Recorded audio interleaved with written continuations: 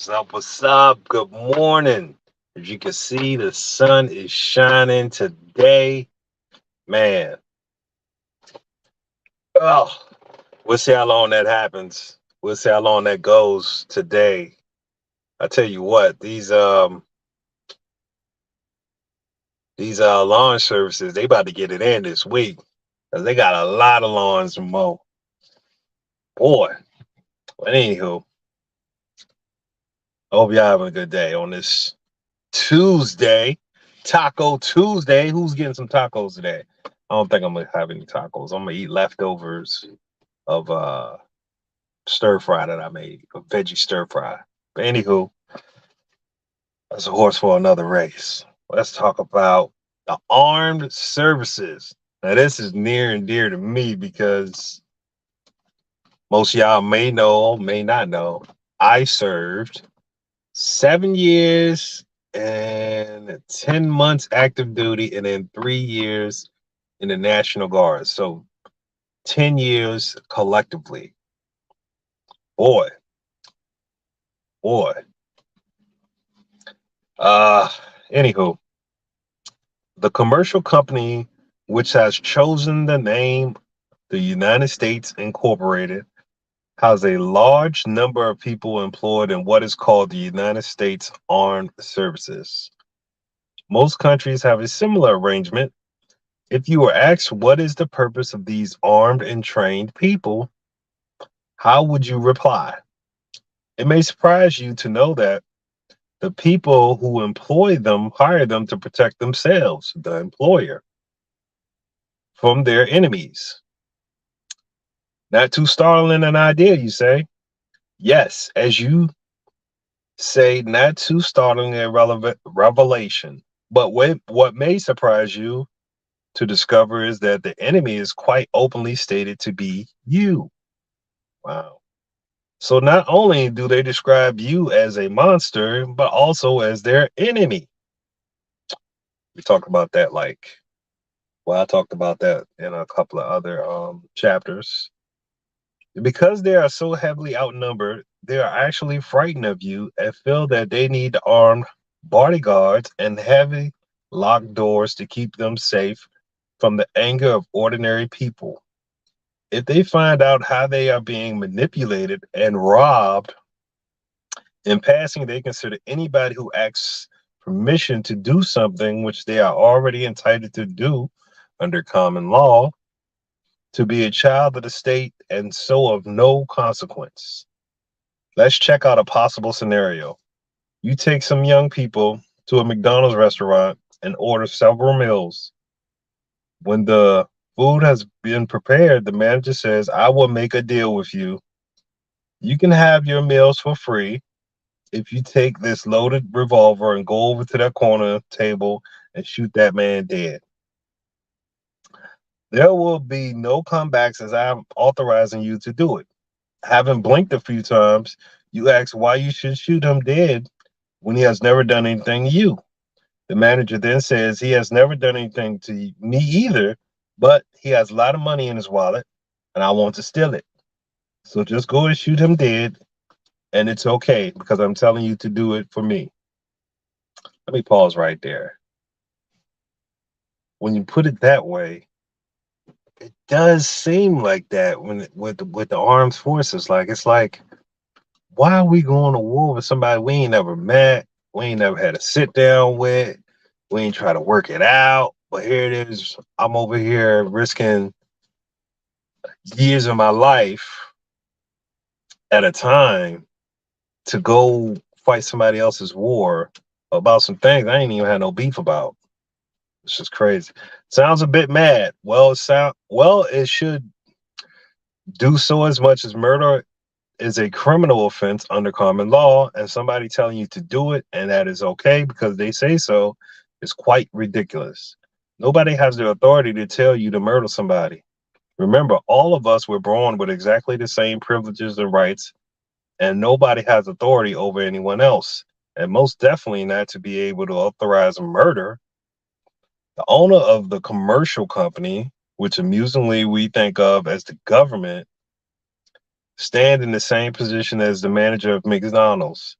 and have the same lack of authority to breach common law by sending their armed employees into another country to kill the people there. People who have done them no harm, whom they want to rob. All recessions and wars are deliberately instigated by the people who gain financially from them. That definitely sounds familiar. Did you ever wonder why vast sums of public money are spent every year on arms? Who owns the companies that make the profits from selling these arms? Who gets the profits from rebuilding the places damaged or destroyed by the very own army? Who makes a profit from lending vast sums of imaginary money to a country which has been devastated by their unprovoked actions, creating an imaginary debt which can never be repaid? Let me pause right here. So I don't know if a lot of y'all been following that this whole Ukraine Russia situation, but Biden sent billions of dollars in aid for Ukraine. And I found that crazy because here it is, we're in debt. There was this whole thing earlier this month about the whole debt ceiling, raising the debt ceiling and all this kind of stuff. And they sending billions of dollars over to Ukraine. Of course, they ain't do it for free. You know, that's like this book is talking about. There's some things going on. There's some wheeling and dealing going on. But I just found that to be crazy because here it is. We got people here that's still struggling, but you rather fund some people that's in a whole nother country. That's wild, man. Since World War II, more than 4 million people have died as a result of commercial companies interfering in others' countries. As a result, every one of those deaths was a criminal offense under common law. These companies believe that they and their employees are above the law, and so they do whatever they want. From time to time, these companies demand that people be conscripted into their armed forces without their consent. Do you ever remember being asked if you would consent to such, what's that, pressing operations? If you were asked, did you say yes? And if you did, does it make it lawful to force the people who said no? Do you ever get the impression that things are done which breach both your personal rights and the demands of common law? Not only does this invading other countries and murdering the people there destroy them, but it also has a major negative impact on the people who have joined the armed forces, not being aware of their commercial employers are the real terrorists of this world. Do you feel that this is a little far-fetched? Well, it was reported on national TV on 6th of September 2010 that ex-Army Chief General Richard Dannett claimed that vested interests rather than national security decided military spending on the wars in Afghanistan and Iraq. All major wars are carried out for commercial reasons, although the fact that would never be admitted publicly. Michael Rivera has put together a concise statement on the situation in America, which impacts upon the world, the whole world. This statement is at the web location, and then it has this URL. And it says, I know that many people have a great deal of difficulty with understanding just how many wars are started for no other purpose than to force private central banks onto nations. So let me share a few examples. In order that you can understand why the US government is engaged in so many wars against so many foreign nations, there is ample precedence for this. The United States fought the war of the American Revolution primarily over the Currency Act of King George III. Man, they're taking it back on this one, which forced the colonists to conduct their business only with printed banknotes borrowed from the Bank of England at interest.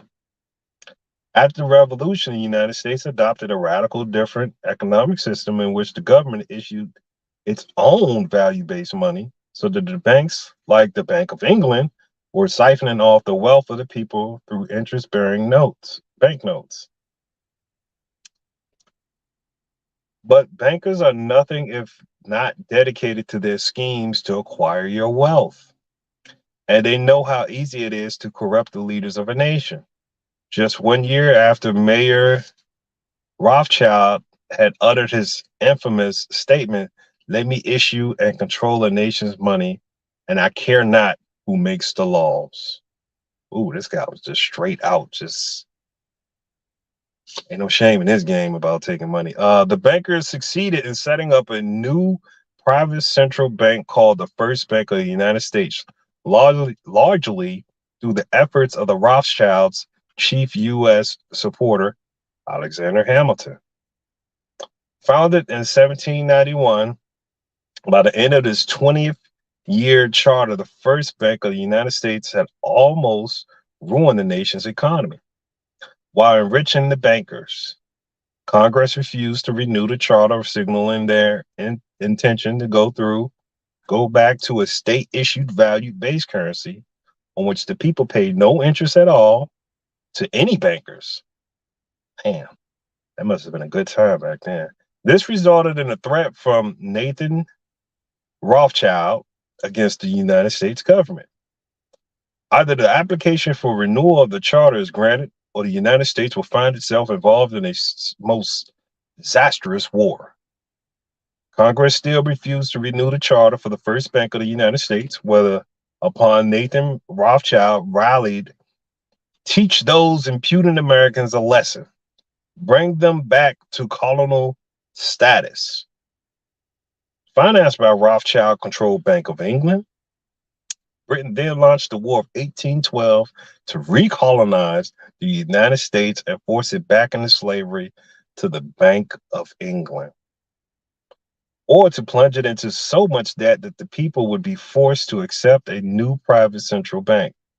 The plan worked, even though the War of 1812 appeared to be won by the United States. Congress was forced to grant a new charter for yet another private bank, issuing public currency as loans and interest, and that was the Second Bank of the United States again. Once again, the private banks were in control of the nation's money supply and cared not what made the laws or how many British and American soldiers had died for it. Once again, the nation was plunged into debt, unemployment, poverty through the plundering of the private central banks. And in 1832, Andrew Jackson, we all know him, we see him on the bills, successfully campaigned for his second term as president under the slogan, "Jackson and no bank." True to his word, Jackson succeeded in blocking the renewal of the charter for the Second Bank of the United States. I guess this is what he wrote right here. "Gentlemen, I too have been a close observer of the doings of the Bank of the United States. I've had men watching you for a long time, and I'm convinced that you have used the funds of the bank to speculate in the breadstuffs of the country. When you won, you divided the profits amongst yourselves, and when you lost, you charged it to the bank. You tell me that if I take a deposit from the bank and annual its charter, I shall ruin 10,000 families. That may be true, gentlemen, but that is your sin. If I let you go on, you will ruin 50,000 families, and that will be my sin. You are a den of vipers and thieves. I've determined to root you out by the internal guard." Bringing his fist down on the table, "I will root you out." Yo, Andrew Jackson seemed like he didn't play that about the people. Andrew Jackson, shortly before ending the charter of the Second Bank of the United States, from the original minutes of Philadelphia Committee, citizens said to President Jackson, blah, blah, blah. This is whole court thing. I'm not going to read all that.